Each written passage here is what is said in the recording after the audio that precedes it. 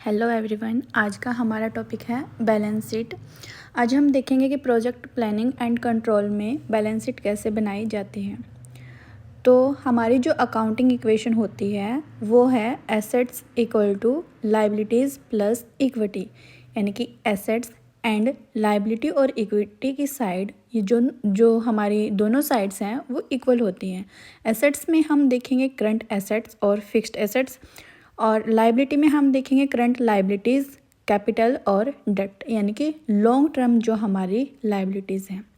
इससे पहले हम ये देखेंगे कि जो भी हमारी बैलेंस शीट है उसमें मेन कंपोनेंट्स कौन कौन से होते हैं। सबसे पहले एसेट्स। एसेट्स वे हमारे रिसोर्सेज हैं जहाँ हम इन्वेस्ट करके लॉन्ग टर्म तक इकोनॉमिक बेनिफिट लेते हैं। इसमें हम देखेंगे करंट एसेट्स। करंट एसेट्स वो होती हैं जिन्हें हम 1 ईयर में क्या कर सकते हैं, कैश में कन्वर्ट किया जा सकता है, यानी कि जिन्हें हम लिक्विडिटी में 1 साल में ही कन्वर्ट कर सकते हैं।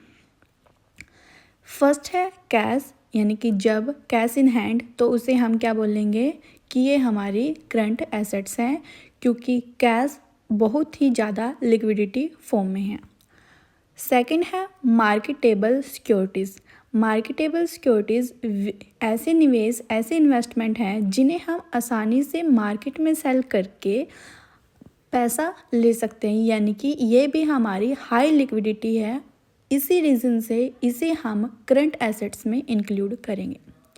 हमारे जो डेटर्स हैं, यानी कि अकाउंट रिसीवेबल, जो भी हमारे ग्राहक हैं या हमारी जो पार्टीज़ हैं जहाँ पर हमने क्या किया है, गुड्स एंड सर्विसेज को सेल करके अभी तक पैसा नहीं लिया है, लेकिन हम जल्द ही 1 साल के अंदर उनको कैश में कन्वर्ट कर सकते हैं। इन्वेंट्रीज, स्टॉक, यानी कि हमारे पास जो रॉ मटेरियल्स हैं उसको भी हम 1 ईयर में ही वर्किंग प्रोग्रेस करके कैश में कन्वर्ट कर सकते हैं। प्रीपेड एक्सपेंसेस वे खर्चे जिनका भुगतान पहले ही कर दिया गया है लेकिन उनका लाभ अभी तक नहीं मिला है, यानी कि हमने एडवांस में पेमेंट कर दी है लेकिन जो उनका बेनिफिट है वो हमें मिलना बाकी है। फिक्स्ड एसेट्स, यानी कि नॉन करंट एसेट्स।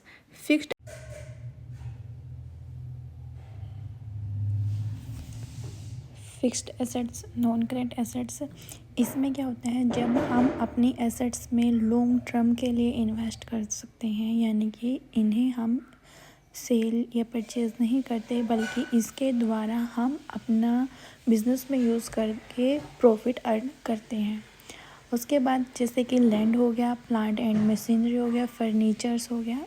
अब जितने भी हमारी फिक्स्ड एसेट्स हैं उसमें से हम डेप्रिसिएशन लेस करेंगे, क्योंकि जो भी हमारे एसेट्स है उसको यूज़ करने से जो भी उसकी वेस्टेज, रिपेयर का खर्चा आता है, हम डेप्रिसिएशन को उससे रिकवर करते हैं, उसको लेस करेंगे। आगे है हमारा पॉइंट डेफर्ड चार्जेस या फिर मिसलेनियस एक्सपेंडिचर। वे सभी खर्चे जो हमने एट प्रेजेंट तो कर दिए हैं लेकिन उनका फ्यूचर तक हमें बेनिफिट मिलता रहेगा, जैसे कि एडवर्टीज़मेंट कॉस्ट, तो इसे हम क्या करेंगे, रिटर्न ऑफ करते रहेंगे ईयर टू ईयर। सेकंड है हमारा लाइबिलिटीज़ एंड कैपिटल्स। लाइबिलिटीज़ यानी कि जो हमें चुकाना है, पेबल है, हमारी जो देनदारियां हैं। फर्स्ट है करंट लाइबिलिटीज़, यानी कि जो हमें विद इन अ ईयर, यानी कि 12 मंथ्स के अंदर क्या करना है, रिकवर करना है, पे करना है। हमारे क्रेडिटर्स हो गए। टैक्सेस पेबल्स, यानी कि जो हम गवर्नमेंट ने हमारे ऊपर चार्जेस लगाए हैं हमारी कंपनी के ऊपर, हमारे प्रोजेक्ट्स के ऊपर, वो पे करना। आउटस्टैंडिंग एक्सपेंसेस, वे खर्चे जो हो चुके हैं लेकिन हम अभी तक हमने क्या किया है, उनकी पेमेंट नहीं की है।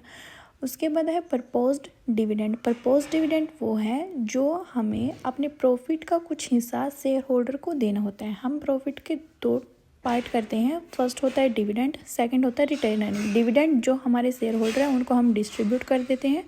रिटेन अर्निंग में हम अपने ही बिजनेस में क्या करके रखते हैं, स्टोर करके रखते हैं, ताकि इन फ्यूचर अगर हमें फाइनेंस की ज़रूरत हो तो हम वहाँ से पैसा का यूज़ कर सकते हैं।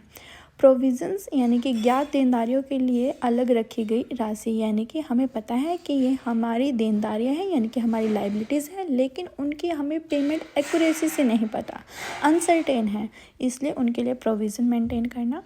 बी पार्ट है इसका ओनर इक्विटी, यानी कि हमने जो भी कॉमन स्टॉक इक्विटी कंपनी के सामान्य शेयर पूंजी वो देखनी है। उसके बाद है प्रेफरेंस शेयर्स।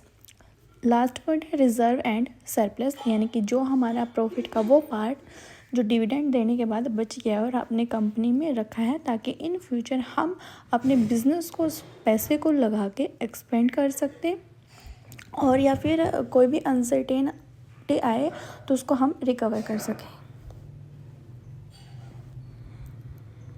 मेन फॉर्मेट ये है हमारा प्रॉपर बैलेंस शीट का।